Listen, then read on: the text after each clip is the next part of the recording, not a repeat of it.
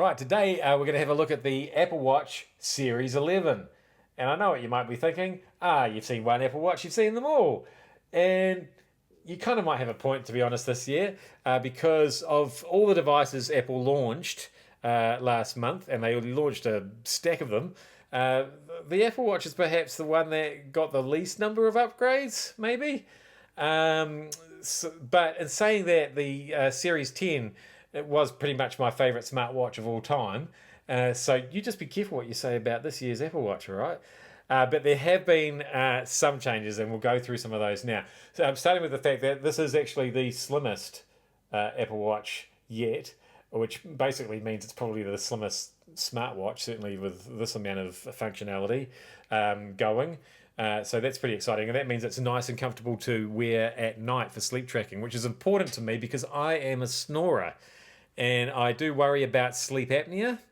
And so the Apple Watch is great for keeping track of any sort of irregular breathing, and it will notify you if there's something that it thinks looks like sleep apnea, and at which point maybe book yourself a doctor's appointment and go and get that checked out.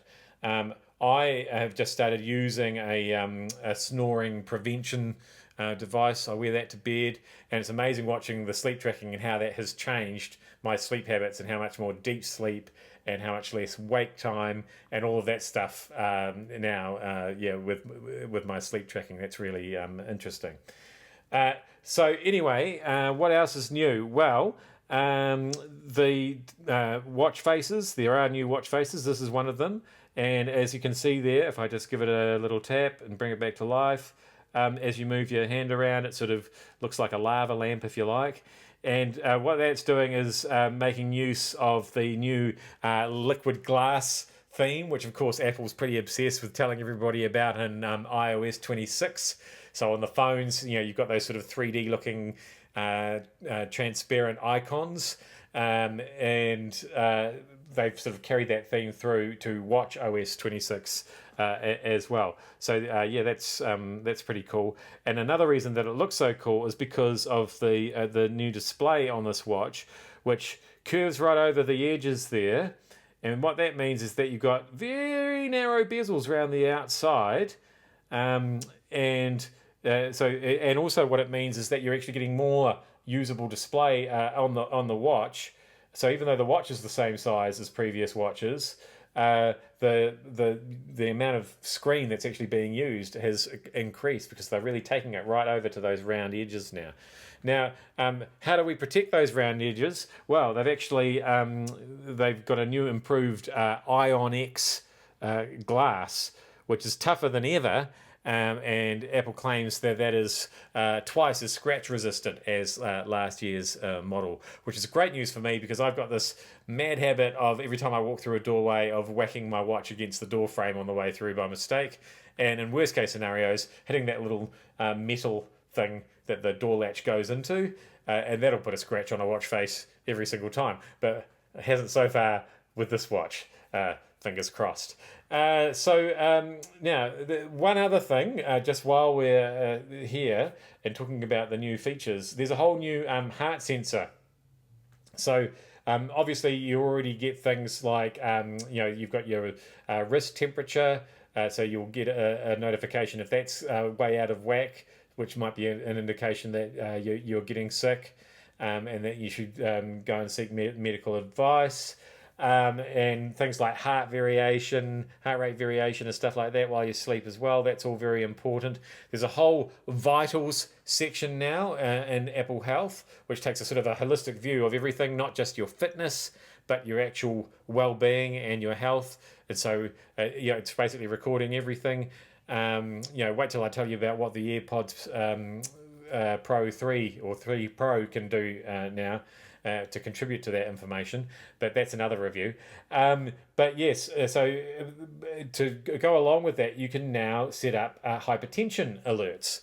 So this is another thing that's very important to me personally, because I've got high blood pressure or hypertension. It runs in my family, so of course I've definitely set those up.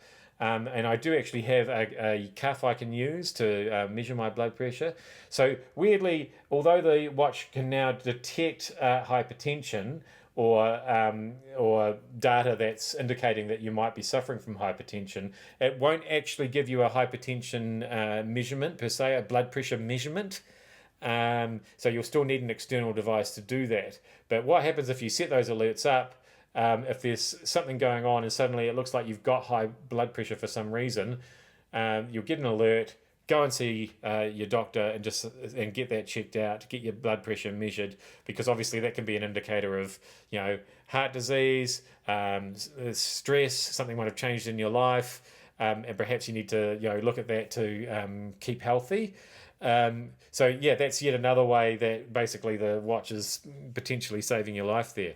So if I just start the old screen recorder on the iPhone Air here that I've got, and if we just quickly go into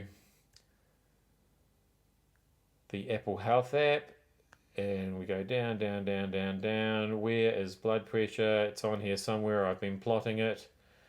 So I've had no hypertension notifications. So that's good news. But I have been plotting my show. Where is it? Well, that's just the summary. That's why I need to show all health data. So now you're really going to see this big list of all these things, all my workouts, breathing disturbances, heart rate variability. If we go down, down, down, down, down, walking speed, stair speed, it's all on there. There's so much information. Here it is, blood pressure. And so what I'm doing there is I'm taking my blood pressure every day and then logging that as part of the Apple Health app. And if something's out of character or if there's a bad trend, then you'll also get a notification about that too. So like I say, this is technology that isn't just helpful in terms of checking your emails, checking your messages, having a look at your socials, which it does so well, getting notifications from your your home security systems, controlling your Apple home devices, all of that. We know about all of that stuff, but yeah, now there's like another couple of ways that this watch could literally be saving your life, and that's before you even get to things like fall detection and calling emergency services if you're out somewhere and you have a crash or a fall and you can't reach for your phone. You can hold that button down on the side of the watch and call emergency services that way. So great piece of technology. Don't you go saying that the Apple Watch Series 11 isn't worth having a look at, because yeah, it could be the thing that saves your life.